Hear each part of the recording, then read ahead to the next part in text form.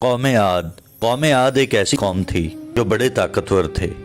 40 ہاتھ جتنا قد، 800 سے 900 سال کی عمر، نہ بوڑھے ہوتے نہ بیمار ہوتے، نہ دانت ٹوٹتے نہ نظر کمزور ہوتی، جوان تندرست اور توانا رہتے، بس انہیں صرف موت آتی تھی اور کچھ نہیں ہوتا تھا، صرف موت آتی تھی۔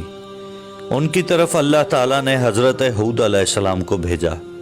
انہوں نے ایک اللہ کی دعوت دی، اللہ کی پکڑ سے ڈرایا، مگر وہ بولے، اے ہود، ہمارے خداؤں نے تیری عقل خراب کر دی ہے، جا کے اپنے نفل پڑھ، ہمیں نہ ڈرا، ہمیں نہ ٹوک، تیرے کہنے پر کیا ہم اپنے باپ دادا کا چلن چھوڑ دیں؟ عقل خراب ہو گئی ہے تیری، جا کے اپنا کام کر، تیرے کہنے پر چلیں گے تو ہم تو بھوکے مر جائیں گے۔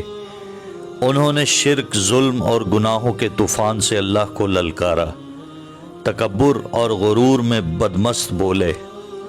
ترجمہ: اب قوم عاد نے تو بے وجہ زمین میں سرکشی شروع کر دی اور کہنے لگے، ہم سے زور آور کون ہے؟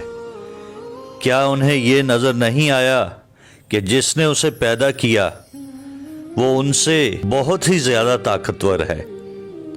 وہ آخر تک ہماری آیتوں کا انکار ہی کرتے رہے۔ کوئی ہے ہم سے زیادہ طاقتور تو لاؤ، ہمیں کس سے ڈراتے ہو؟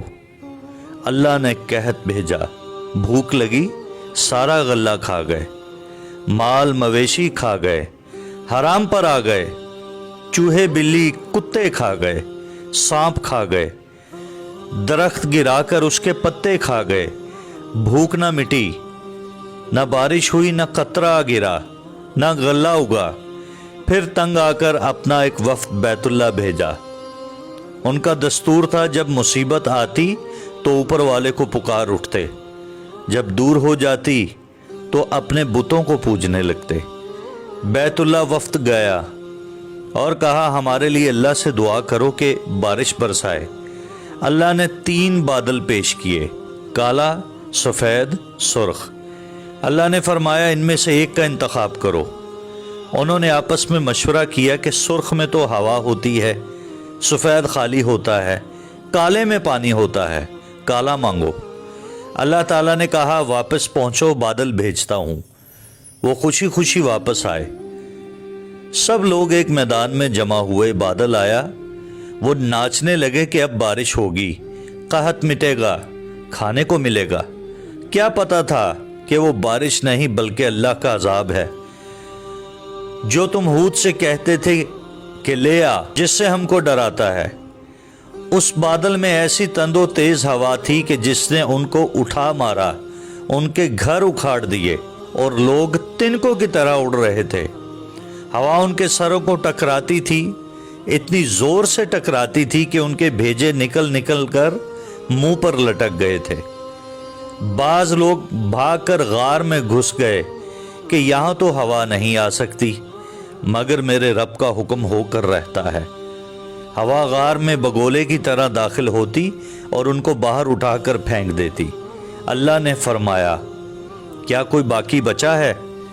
اللہ تعالیٰ نے ان کو ہلاک کر کے دکھایا کہ جب تم اللہ کی اور اس کے رسول کی نافرمانی کرتے ہو، اللہ تم پر ایسی جگہ سے عذاب بھیجے گا جہاں سے تم گمان بھی نہیں کر سکتے۔